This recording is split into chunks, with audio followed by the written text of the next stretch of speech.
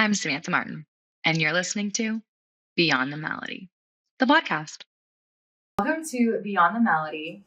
I'm your host, Samantha Martin, and today we are meeting with my dear friend, Mollie Danel. Did I say it right? You did. Heck yeah. So we're going to talk about her upcoming show and also what's going on behind the scenes and really get to know you. So to get started, can you introduce yourself and tell us about what you're working on right now? Absolutely. I'm Mollie Danel. It's so great to be here. I'm so happy you're here. My very first guest. It's a real honor. It really is. Thank you. Yeah. Yes, I'm a musician and a songwriter, and I'm working on my first album. And you have a show coming up Next weekend, excuse me. Or I guess next Friday. Friday? Yeah. Next Friday, yeah. I always say it wrong. Okay. Yeah, so it's next Friday. Yeah. And it's at actually where you and I met each other a few months back. Yeah, that's crazy. Isn't that such a invisible string moment? Aww. Yeah, it is. Yeah, the Rose Chapel at Southside Preservation Hall. Mm-hmm. Friday. Yeah. February. I said November. I think that's because that's when we met. Yeah.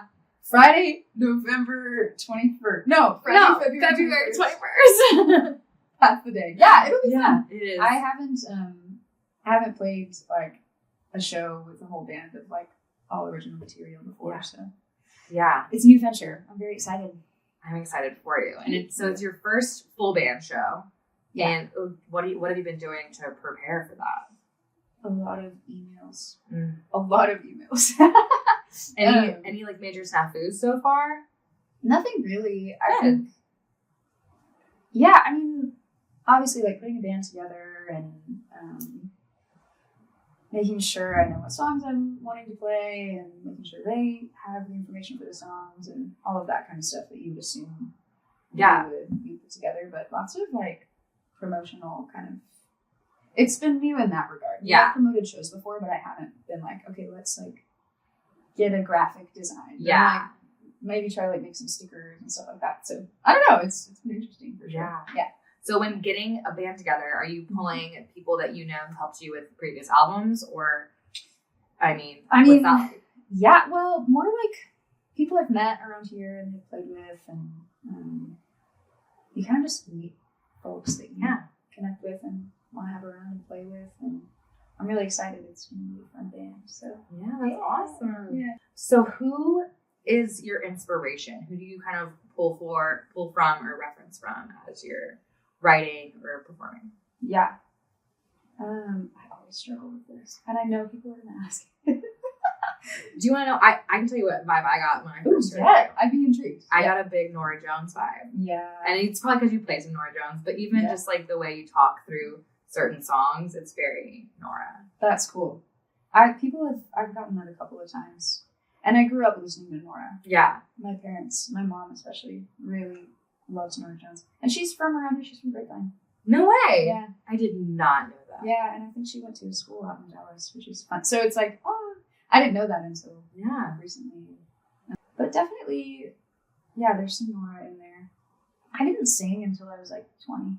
Really? Yeah, I was terrified to sing for people. Really? I've been doing music like my whole life, but I did piano and then I learned flute and band. Yeah. I don't know. I was just like, was really scared to do it, but I always wanted to.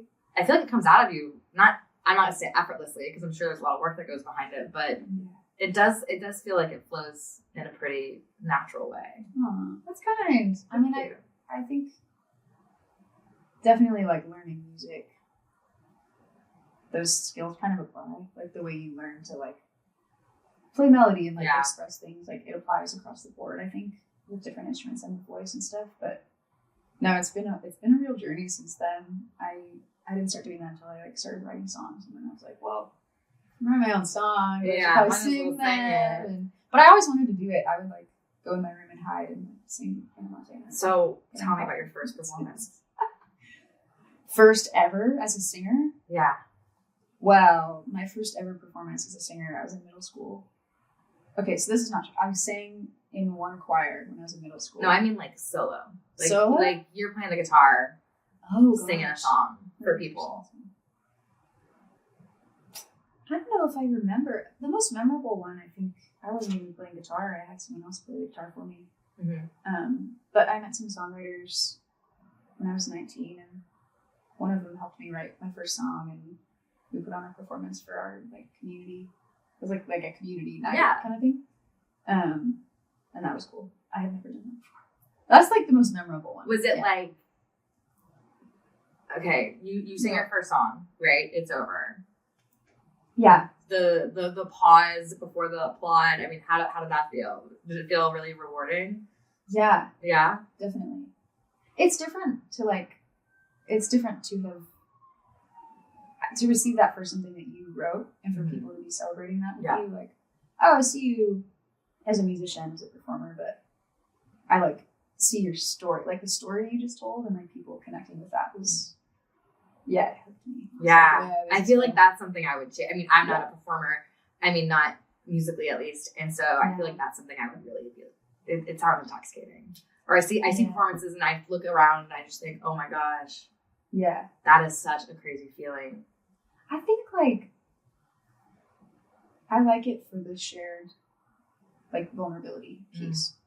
I love when people come up after and they're like, I really connected with this song because I like my brother, like, or my sister, or my mom, or or I went through this, and like I think a lot of times people don't really want to be like the first person to like be vulnerable or do something. You know what I mean? It's like it opens the door for like a conversation. For sure. Yeah. But after that first performance, actually, I had someone come up to me and they were like, "Have you ever heard of Bonnie Raitt and Susan Tedeschi?" And I was like, "I think so, maybe. I don't know." And they were like, "You should listen to that. Yeah. Listen to like some blues and like soul singers and stuff." And so then I like kind of started to listen to more like vocalists and really be like, okay, like how do I learn that? How do I have this? Like as a vocalist, I don't know. So I've worked a lot on that. Like did singing lessons and like all that kind of stuff. So yeah. Okay, and you're a music teacher too. I am. So what's it like from one side of the table to the other? I mean, teacher versus student. Oh man, they're so linked in my mind. Really? Yeah, honestly. Like, I think even like you could have been in lessons for so long, but then you have this student sitting in front of you and you have to explain this thing to them. And it's just like, how do I break this down in a way that you understand? And it's kind of like relearning it sometimes. Yeah. But I love it. Like they inspire me so much. Have they? Every week, because like they're excited about these things that I was excited about too, but maybe haven't thought about like as specifically in a while. And it's just fun to see that like journey from the beginning to the middle. They keep you like invested in it. Yeah, it's just like seeing it from fresh eyes all the time. That's so cool. Yeah. Okay, so you are working on an album right now. Yeah. Right? Yeah. Tell us about that. What's the name of the album? To be announced. TBD. I'm holding those cards kind of close at the moment. But it's my first debut album. I've done some recordings. I have some recordings that are out and have done things with other people in groups and stuff, but never like my own project. So it's new for sure, and it's fun and exciting and challenging. And you're playing the songs that are on the album though at shows and stuff, right? Yes. Yeah. Okay. So I've heard some of them. Yeah. Okay. Absolutely. I was about to say I think I've definitely heard. Yeah. I think when it comes out, like if you've seen me play a show in the past year and a half, you've heard at least like a couple of the songs. But I have a couple of handfuls of them that I've been like playing out at shows and stuff around here. So yeah. Do we know how many tracks are on it yet? Not yet. Also too. Yeah, I keep saying like a couple handfuls of them. That's like loose enough, but a couple handfuls of them. I think all those kinds of decisions are still like being made. But actively recording and working on all that. So I think that's something that I'm excited to share about a bit more at the show next week. Yeah. So, yeah. Keeping it close to the vest, I like it. But how about an ongoing theme of the album? Anything you can tell us? Yeah, for sure. It's not like secretive, but you should. It can be secretive, but give us a taste. Give us some information. Yeah, absolutely. So I started writing songs like a decade ago, basically, and I've just like on and off have kind of taken that more seriously. And then like a couple of years ago, I was like, no, I really like this and want to just write as many as I can. And I don't know, now that I'm recording them, I'm like, oh, these are just like stories from the past 10 years of my life about like all these experiences you have in your 20s and like love and loss and grief and like adventure and all these sort of like coming of age kinds of things. I guess maybe not coming of age, but like what it is to be a 20 like you're 20. Yeah, at least to me, at least like as like a, you know, so that makes sense. Yeah, I love that. What is something that you wish more people knew about the kind of like about being an independent artist? Oh man, the highs, the lows. The highs, the lows. Yeah, I think that you can, like, you're in control of it. So, like, you can decide the pace that you want things to move at. To an extent, I mean, you're not in control of everything, obviously, but, like, if you're working on a solo project, which I am, like, you're the one who's controlling that pace, and you can play a certain amount of shows if you want. I don't know, like, I think from the outside, before I started doing all of this, I kind of thought, like, everyone who is a working musician, like, has the same kind of life, and that's just not necessarily true. And everybody has, like, a different balance that works for them in terms of, like, if you want to try to do it full time or if you don't. And, I think, like, the more I've done this and the more people I've met, like, everybody's kind of got a different balance and is finding what works for them. And I think you can feel a little bit insecure about that sometimes. Like, oh, should I be doing this or should I be doing that? And I think, like, it's really cool to, like, look at what people are doing around you and be inspired by that and celebrate that and learn from that. But also, like, figure out your balance and what works for you. And, like, I think, just, like, knowing that up front probably would have been more helpful for me. Like, oh, I don't have to, like, do things a certain way just because this person did them this way. Or, like, you know, this person said this is the way to go. Or, I think there's, like, a lot of wisdom in learning from what people are doing and, like, what works and stuff. But I think comparison can be helpful, but there's an expression. I think it goes, comparison's like the thief of joy or something like that. And so I think that it can be helpful, but to get too bogged down in it is definitely a problem. Can be, at least. No, for sure. And it's easy to get, like, stuck in that without even realizing. Especially now with, like, social media and stuff. Like, everybody and their dog is on, like, sharing about what they do. And I think that's beautiful. I love that we have access and ability to be able to do that. But I think just, like, maintaining true to yourself and your path is a good way to go. Yeah. There's, like, honestly so much more I feel like I could say about, like, being an independent artist, but I'm still learning. So well, social media is a highlight reel, so you're only getting a taste of it. So for sure. Don't get bogged down on what other people are doing, because that is just a fragment of what's going on in their life. Right? So does that happen to you too? Oh my god, I think it happens to everyone, because you see people and you're like, oh, especially being a 20-something, you know, you see people and they're hitting these milestones that you might not be hitting, because life is a choose your own adventure, so to speak. And so you'll think, oh, look at them, they have this going on, that going on. And you have to remember, but I don't know what they had going on last Thursday, because they could have had a really terrible time and they don't post about that, you know. So it happens to everybody for sure. We're gonna do rapid fire. Just as fast. Scary, but good. Not as fast as you can, but don't get bogged down on, like. Okay. Okay. If you could collaborate with any artist, past or present, who would it be? Maybe Staples. Okay. That's the first thing that comes to my mind. Well, then there you go. Have to do rapid fire. Yeah. Okay. What's your dream venue? My dream venue? Red Rocks. That is a great dream venue. Oh, have you been there? I have, and it was amazing. And I saw the most embarrassing thing I've ever. Oh no! I saw. My dad is he's a sweetie for taking us to this. Me and my mom, he took us, and he always wanted to go. And the thing that was playing was Cinema at Red Rocks, and it was Mamma Mia, and it was a sing along, and it was so much fun. I'm obsessed. It was the best time ever, and it's one of those. I was sitting in the moment, and I was like, I'm gonna remember this the rest of my life. Yeah. And it was so fun. Everyone was singing along, and I would just look over at my dad, and he would just be like, I'm happy you guys are happy. He loved it. He was talking. He did love it. I think he secretly loved it. He loved being with us and how happy we were. But we definitely have to go back and do a real, like a cooler show to redeem. He deserves a better Red Rocks experience. But it was so much fun. Okay, Red Rocks is a great dream venue. So fun. I hope that happens for you. I'll be there. I'll follow you. Okay. Yeah. Thank you. Yeah. You would probably kill a Mommy song. Not probably, definitely. Every now and then I pull them out of the gigs. Do you play them at the gigs? Oh Yeah. my gosh. Yeah. Next time, I want to hear one. Okay. Well, maybe not next time because we'll be doing your full band show, but True. next time. Next time. Okay. Favorite song to like hype you up right now? Oh my gosh. What's it called? Keep Moving by Jungle. You know Jungle? No.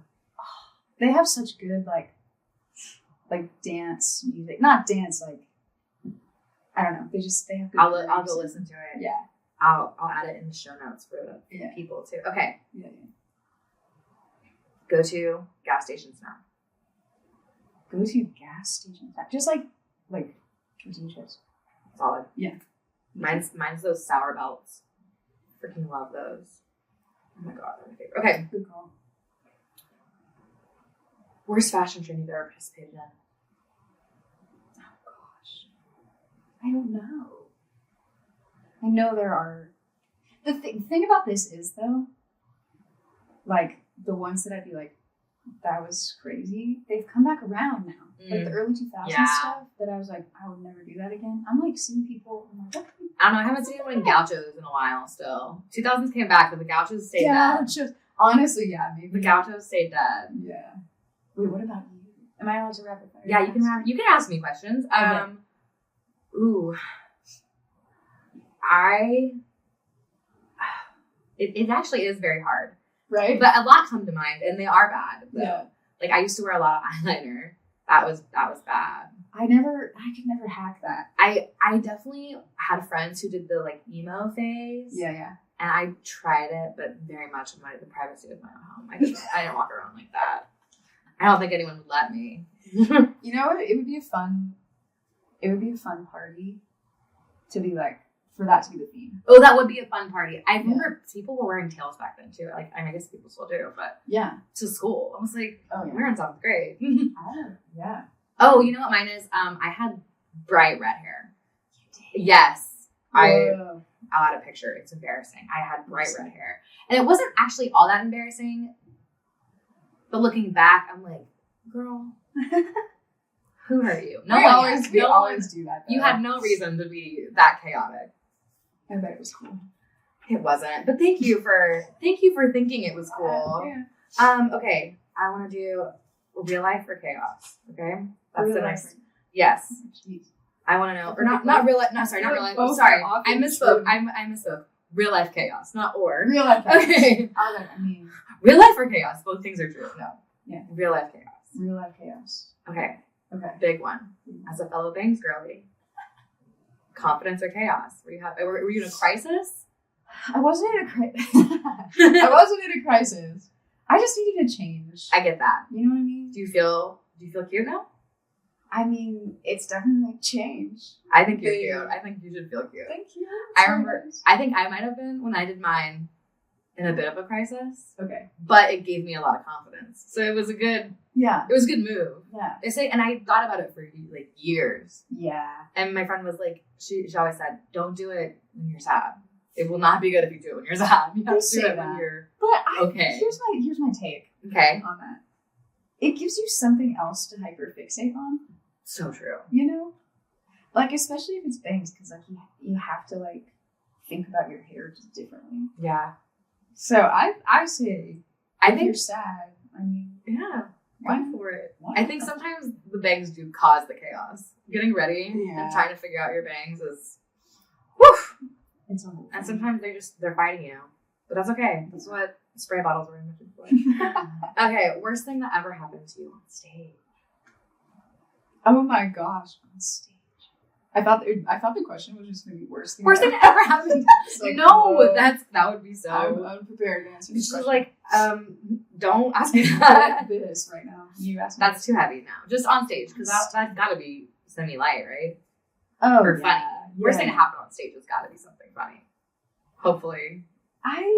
I'll tell you a story. Okay, yeah. When I was young, I was in elementary school, I think. I was almost going to tell you the story earlier, so I'm glad we circle back to it. Yeah. I did audition for like a solo in the choir that I was in for like a couple of months. I don't think I was in the choir for very long. I always did band, so it was never, I don't know. I think Was it choir at school or like a church choir? It was at school. Okay. It was choir at school. And they like had these little auditions for a solo, and I got the solo for the choir. And I was so excited. I'd never done anything like that before. And I practiced at home.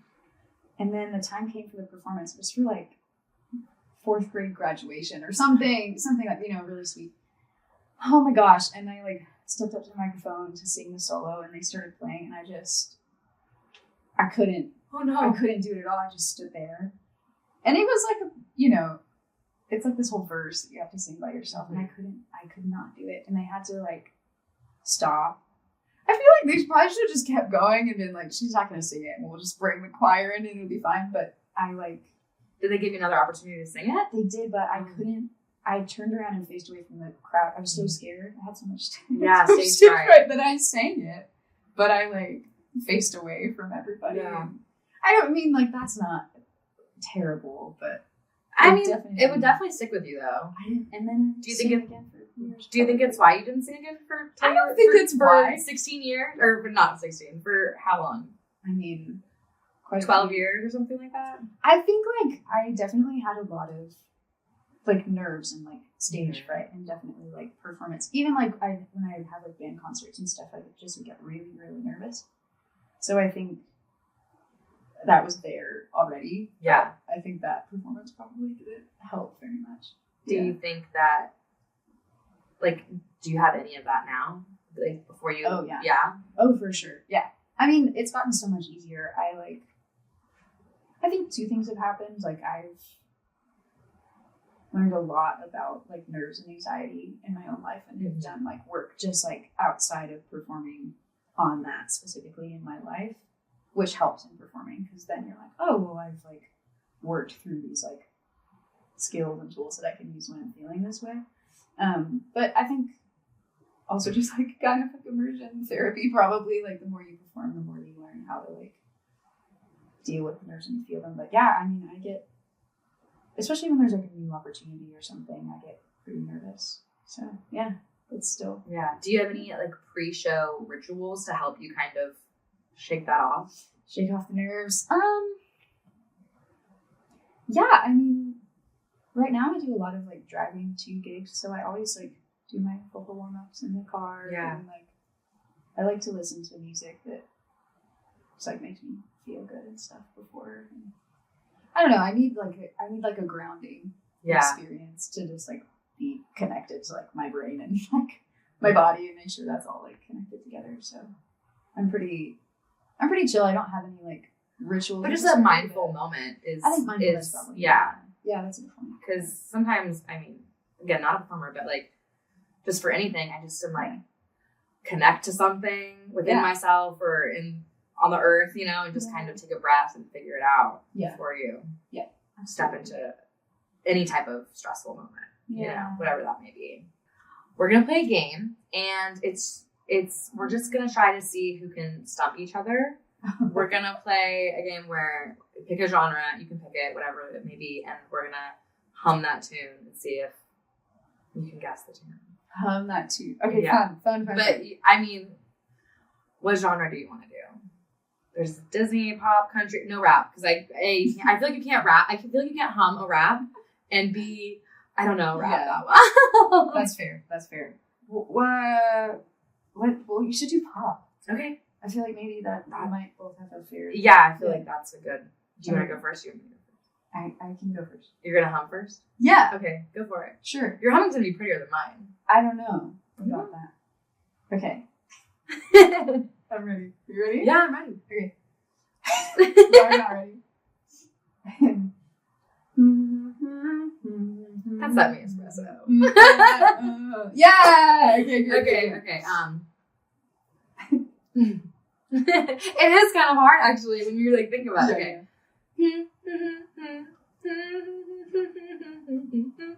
Pink on the Club. Yep. Top round. That one round. What a great. Oh, we're good at this. I didn't think we'd be this good at this so quickly. This is fun. It is fun. Okay. Your turn. Okay, next one.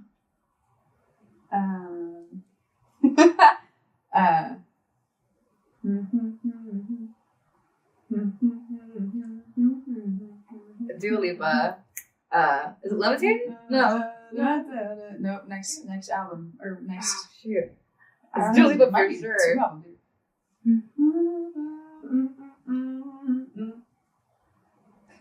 I cannot think of the name of this song. I know it's Dua, but like I have a point. It's a. Levitating.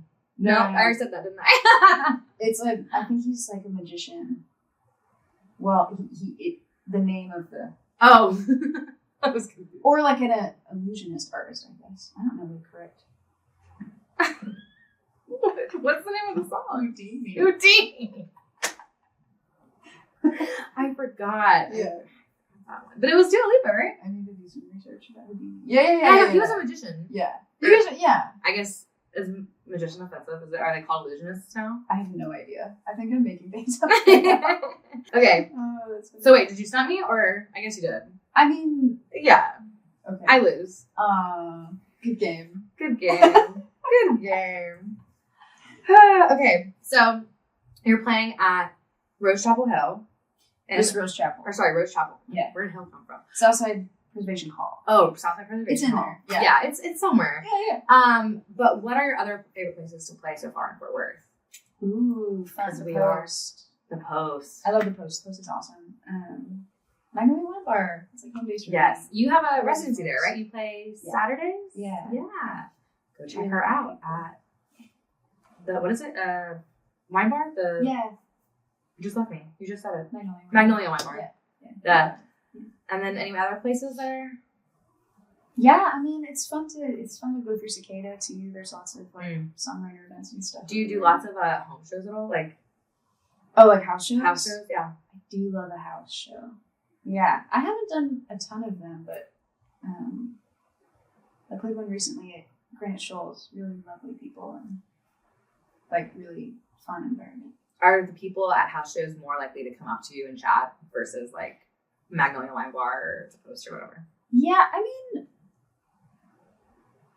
kind of. I would think they would be because you're like in their environment. Yeah, for sure. I mean, I think the conversations are definitely more about like your art specifically. Like house shows, I'm for sure playing my music for the most part, and you know, other types of gigs, I'm not necessarily doing that as much. Yeah. I love like playing requests for people and that kind of stuff. Yeah. So I do. I mean, I just like talking to people, so I interact. But yeah, I think like at house shows, you definitely have more of an opportunity to just like sit and talk like this. Yeah. Because that's what they're there to do. That's what they showed up to Yeah. do. Yeah. I like house shows because it feels like I get to not just listen to an artist, but like Yeah. be friends with them afterwards, you know? And Yeah. So for your upcoming gig, do you have any other surprises in store for us? Any new songs you're going to play? Definitely one that hasn't been played live before. Heck yeah. A few that have nenever been played with the band before. Yeah, well, that Yeah. makes sense since Yeah. it's your first, yeah. full band show. Yeah. But I mean, you play the other ones with bands in your Yeah. recording studio or whatever, right? Yeah. And just like performances, like a song here or there, which has been awesome.